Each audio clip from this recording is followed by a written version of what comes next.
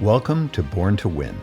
I'm Bob Proctor, and each Monday I'll be sharing a short message to help you start your week with focus, clarity, and a sense of purpose. Every episode is designed to remind you that success isn't something you chase, it's something you allow.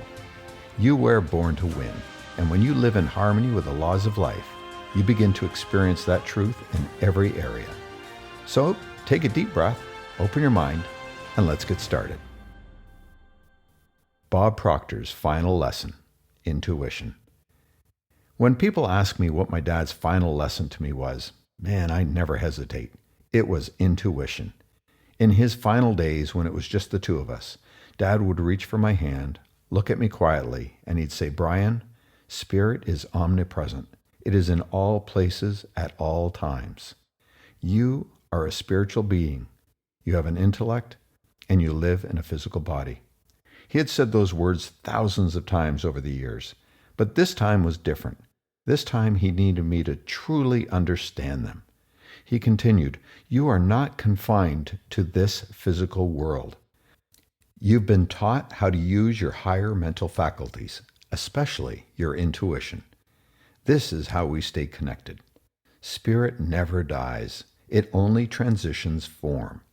Well, then he squeezed my hand and he said, "Brian, keep talking to me. Keep talking to me when I am gone, and listen to that quiet voice, and let it guide you. Your intuition is the voice of Spirit. It is infinite intelligence whispering to you. Don't question it. Don't analyze it to death. Ask, and you will receive. Go into the quiet. Ask good questions, and trust what you feel more than what you see. You know, Dad often said most people never learn to hear that voice, not because they don't have intuition, but because they don't believe in it long enough to develop it. They let the intellect talk them out of what Spirit is trying to show them. That conversation, boy, it stayed with me, because if there's one thing Bob Proctor lived by, it was this. When an idea comes from Spirit, trust it. Act on it. My dad built his entire life and helped millions transform theirs by tapping into higher guidance and moving boldly in the direction of that knowing before the physical evidence ever appeared. And that's what he passed to me. His final lesson wasn't about achieving more. It was about listening deeper. Now, what intuition is and what it isn't. Let's start with what intuition is not. It is not superstition. It's not luck, and it's not some random feeling drifting through your mind. You know, Dad always emphasized that intuition is one of our higher mental faculties, right alongside perception, will, imagination, memory, and reason. These faculties separate us from every other form of life. They allow us to think, to create, and to shape our results. Intuition is the quiet knowing that comes before logic and analysis step in. Dad would say, the intellect will often talk you out of what the Spirit is trying to bring you into. You see, logic and analysis are based on your past experience, on your conditioning, and your paradigms. And what is a paradigm? Well, in my father's words, a paradigm is a mental program, a multitude of habits stored in your subconscious mind that controls your behavior. We didn't sit down and choose those ideas. They were given to us. We were programmed by parents and family, teachers and friends, culture and community, religious and social influences. As infants, we had no ability to reject ideas. We didn't yet understand reason. We simply absorbed. We arrived with a blank subconscious, and the world around us wrote the script. So many of the limits people live with didn't begin with them, but they continue with them until they consciously decide to change them. And yes, we'll go deeper into paradigms on another episode. But for today, I want you to see why some people struggle to hear intuition. They're listening to the programming instead of the Spirit. Intuition is when an idea flashes across your mind and it feels right, even if you have no evidence yet. Dad used to say, you'll know the truth when you hear it. and that includes the truth you hear from within. Intuition is also that feeling when something isn't right, even if everyone around you says it looks fine. That's intuition. It's awareness beyond the five senses.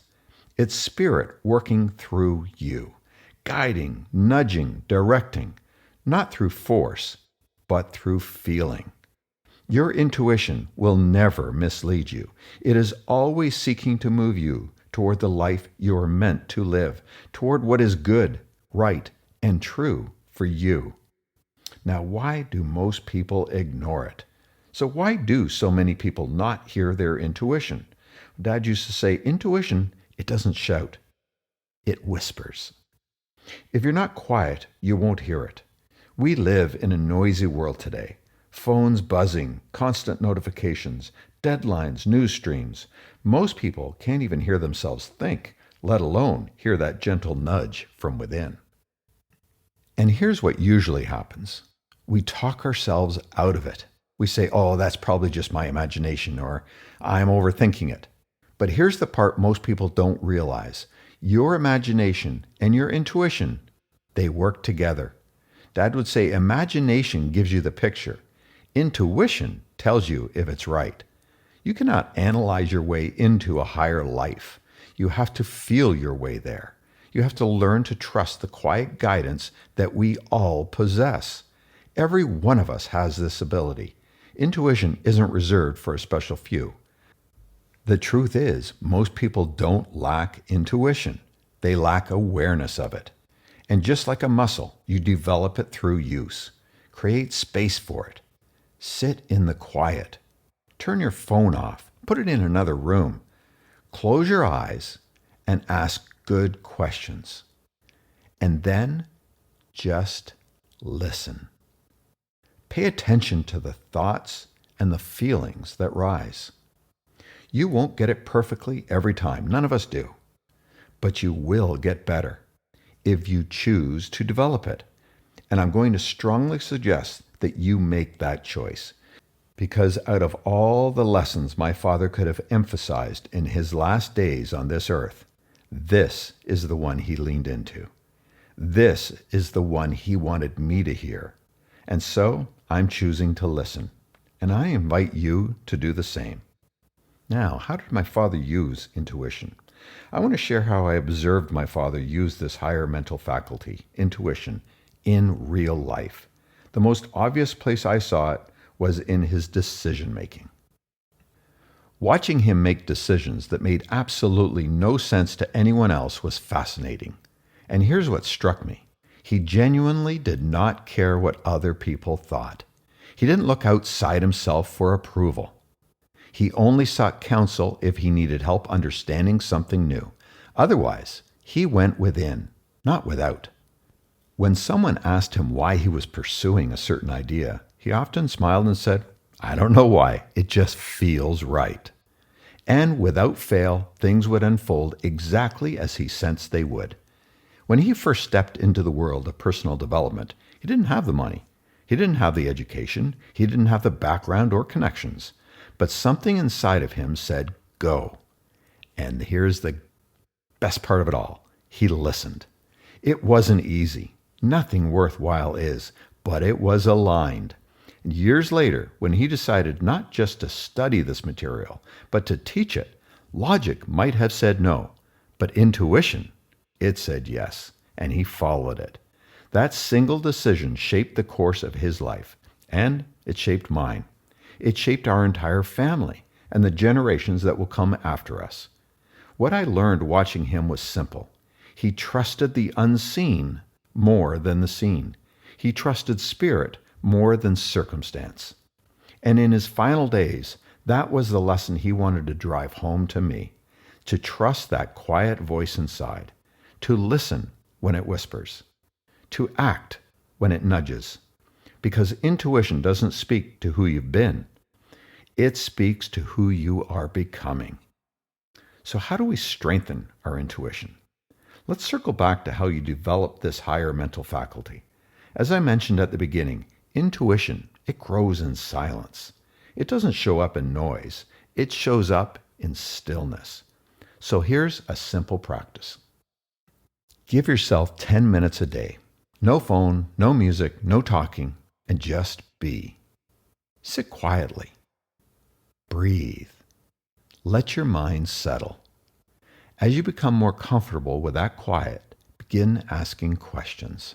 Ask about something you're working through, a relationship, a business decision, a new direction you're considering. Then simply listen. Notice what you feel drawn toward. When an idea flashes across your mind, write it down. Do not judge it. If you judge it, that's not intuition. That's your paradigm kicking in. It's old conditioning trying to keep you where you are. Dad would always remind me, spirit always speaks in direction, never in doubt. Intuition feels expansive, calm, certain. There's a quiet confidence to it, a relaxed knowing. Fear, well, it feels different. Fear feels tight, rushed, anxious. You can even feel it in your body. A tightening in your chest or stomach. That's not intuition. That's conditioning pushing back. That's the old programming trying to stay in control.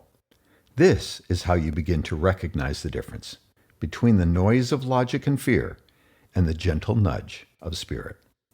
As you practice daily, you'll start to see patterns. You'll begin to notice that soft inner guidance more quickly and clearly. And with repetition, you will build trust in it. And when you trust it, your life, man, it begins to change. So here's a simple exercise. Let me give you a really simple practice for this week, something you can start tomorrow morning. Each day, take a moment to handwrite one question. Not type, handwrite. There's power in writing. It impresses the idea on your subconscious mind. Write this. What is my intuition trying to tell me today? And then, don't think. Just write. Whatever comes to mind, put it on paper. No editing, no censoring, no judging. In the beginning, it may feel unfamiliar or uncomfortable. That's normal. Stay with it. After a few days, you'll begin to recognize a tone, a feeling, a quiet inner voice that is distinctly yours. And once you start trusting that voice, your life will shift, because intuition, it is never wrong. It may take you in directions you didn't plan. It may invite you to make courageous decisions. It may gently pull you away from what no longer serves you, but it will always guide you toward your truth. And sometimes that truth feels uncomfortable in the beginning, especially if you've been living someone else's truth for a long time. Trust it anyway. Follow it. Your soul already knows the way. Intuition simply helps you hear it. So here are my closing thoughts. When I think about my dad's final lesson, I don't think of it as an ending. I think of it as a line of communication with my higher self. Bob Proctor taught millions of people around the world how to think, how to believe, and how to act with faith. But for me, his greatest teaching was this. You already know the way, Brian. You just have to listen. So if you take one thing from this episode, let it be this. You don't need to have it all figured out. You just need to trust that quiet nudge inside you. Because that voice, that's your connection to infinite intelligence. That's the whisper of your highest self. And it will never steer you wrong. I have followed my intuition to a T from that moment on. It has guided me perfectly. It hasn't always been easy, but I can clearly say I am living a much better life because of it. You were born to win, and intuition is how your soul reminds you of that truth. Thank you for joining me today on Born to Win. If this message resonated with you, share it with someone who could use a reminder of their own inner power. Remember, success isn't about luck or timing. It's about alignment. You were designed for success, built for expansion, and born to win. I'll see you next Monday. Until then, think big, trust yourself, and keep growing.